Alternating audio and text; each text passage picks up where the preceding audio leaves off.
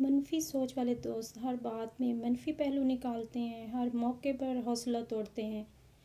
ایسے لوگ آپ کے خوابوں کو بھی نہیں ختم کرتے، آپ کی انرجی کو بھی ختم کر دیتے ہیں۔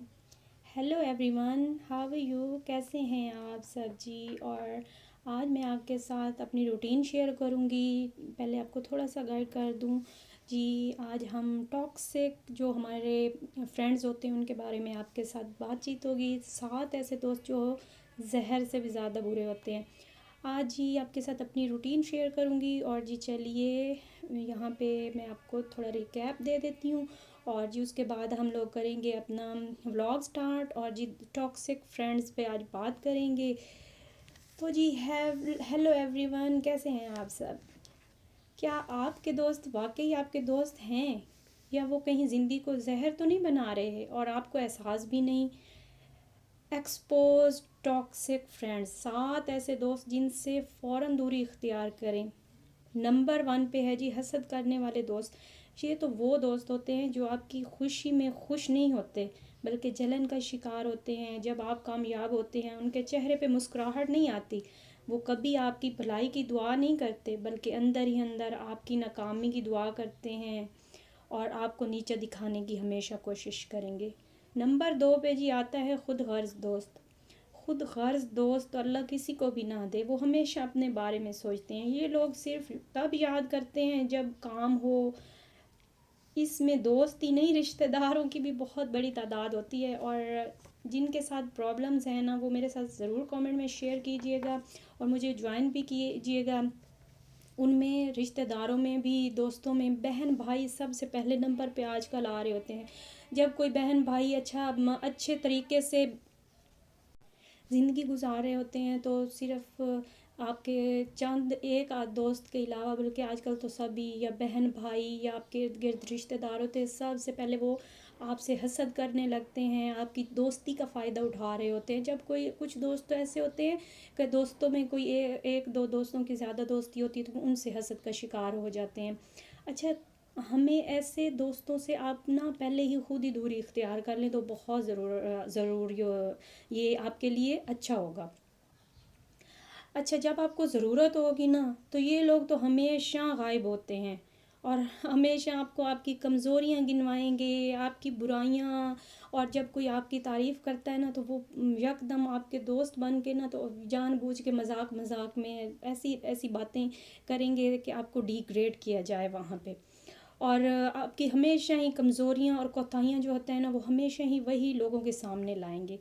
نمبر 3 پہ ہے جی منفی سوچ والے دوست۔ منفی سوچ والے دوست جو ہوتے ہیں نا وہ آپ کی زندگی کو آج کل کے دور میں مجھے لگتا ہے کہ منفی سوچ والے دوست جو ہے نا وہ آپ کی زندگی کو سب سے زیادہ متاثر کر رہے ہوتے ہیں، اور میں نے بہت زیادہ دیکھا ہے جو منفی دوست ہوتے ہیں نا وہ آپ کو غلط مشورے دے رہے ہوتے ہیں، کیونکہ ہر ایک کے مشورے مت مانا کریں۔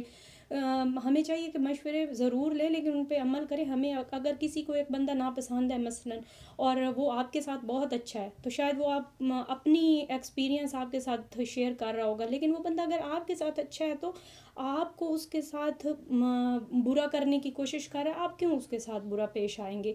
آپ بولیں، صحیح بولیں، سیدھا اسٹریٹ فارورڈ ہو جائیں کہ میں اگر اچھا میں نے ایک اسی طرح سے کافی باتیں ہو جاتی ہیں گھروں میں، رشتہ داروں میں، تو مجھ سے کسی نے کہا کہ وہ ہمارے ساتھ تو اچھا نہیں ہے تو تم اس کے ساتھ اچھی کیوں ہو؟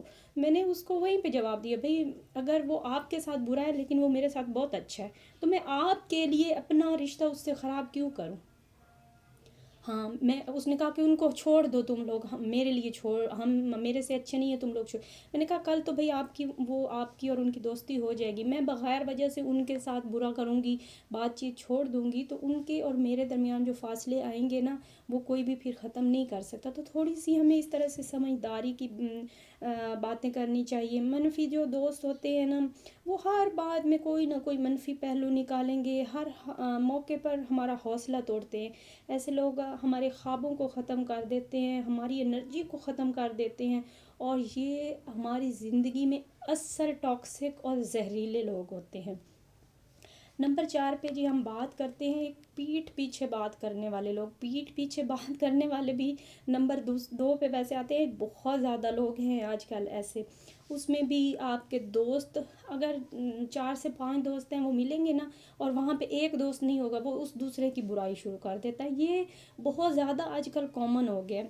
میں اسی طرح ایک دفعہ پڑھ رہی تھی کہ حضرت فاطمہ جو فرینڈز تھی وہ ان کے پاس آئی تو ان کے پاس نا ایک دوست نہیں آئی تو جو باقی کی جو دوسری دوست تھی نا وہ ان کی برائیاں کرنے لگی. آپ نے پہلے تو ان کو اگنور کیا کہ نہیں چپ کر جاؤ اس کے بارے میں وہ نہیں ہے تو بات نہیں کرتے, لیکن وہ باز نہ آئی تو پھر آپ بی بی فاطمہ نہ اٹھ کے اندر کمرے میں چلی گئی. تو باقی دوستیں جو تھیں نا وہ ان کے پاس گئی تو انہوں نے کہا کہ آپ ہمارے درمیان سے اٹھ کے ہم آپ سے ملنے آئے کیوں آ گئی ہیں. انہوں نے کہا کہ تم دوسری دوست وہ ہماری نہیں آئی تو اس کی برائی کر رہی تھی تو مجھے یہ اچھا نہیں لگا کہ میں بھی اس کی میرے منہ سے کوئی برائی نہ نکل جائے, اس وجہ سے میں اٹھ کے تم لوگوں کے درمیان سے باہر آ گئی ہوں.